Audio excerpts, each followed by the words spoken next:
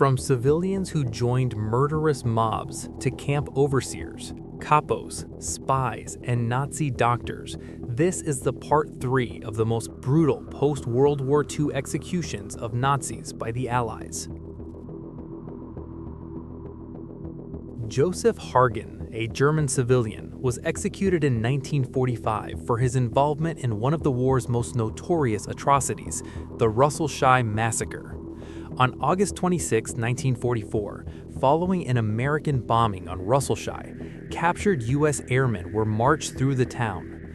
Enraged civilians, led by Hargen, attacked the prisoners with stones, clubs, and hammers, resulting in the deaths of 6 airmen in front of onlookers. After Germany's defeat, Hargen and several others were arrested and brought before a United States military tribunal. Witnesses identified him as one of the key instigators, actively urging the mob to kill the captured pilots. Found guilty of war crimes, he was sentenced to death.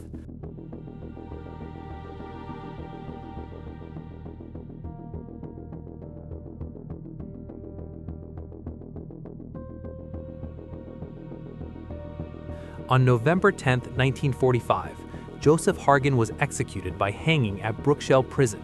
His execution became one of the earliest post-war punishments for civilian-perpetrated atrocities against Allied airmen.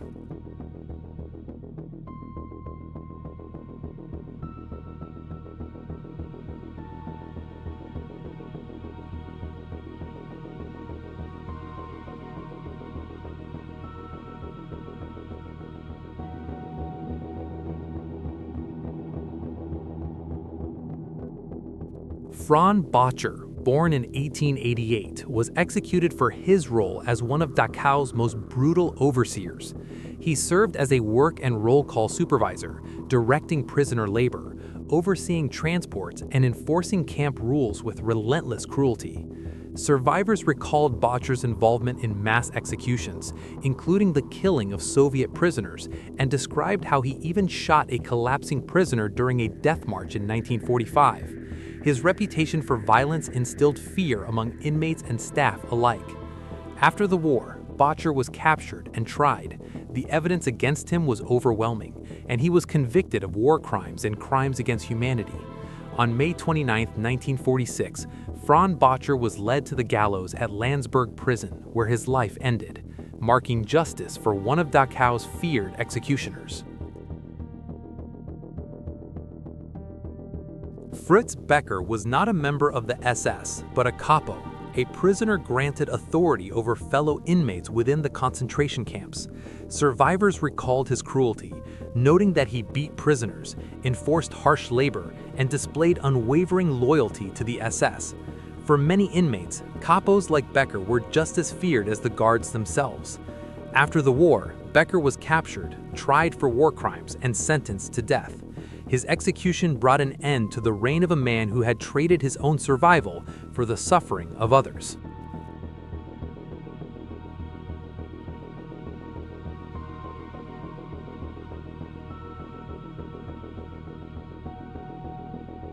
In April 1945, as World War II drew to a close in Europe, German spy Richard Jarks was captured by U.S. forces in Kitzingen, Germany.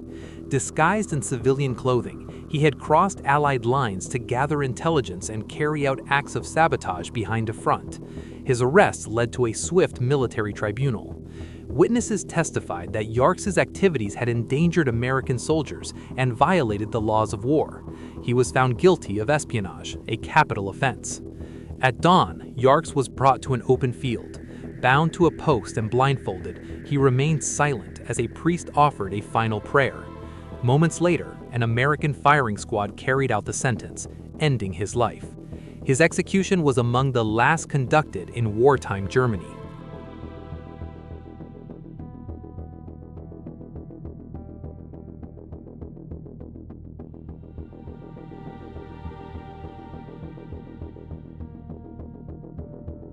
Dr. Fritz Hintermeer, an SS officer and chief physician at the Dachau concentration camp, was executed by hanging at Landsberg prison on May 29, 1946.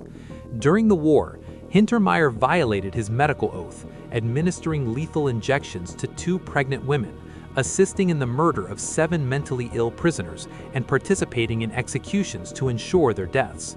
His actions made him not a healer, but an active participant in Nazi terror.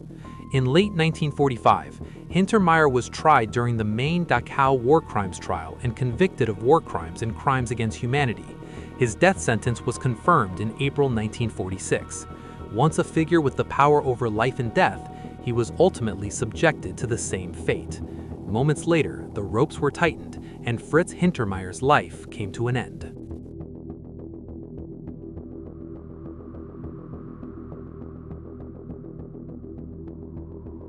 The executions of these men brought legal justice, but could it ever repay the victims of their actions?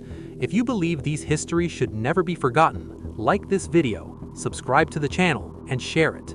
Comment below which story struck you most and why. Stay with us for more untold chapters from the darkest corners of World War II.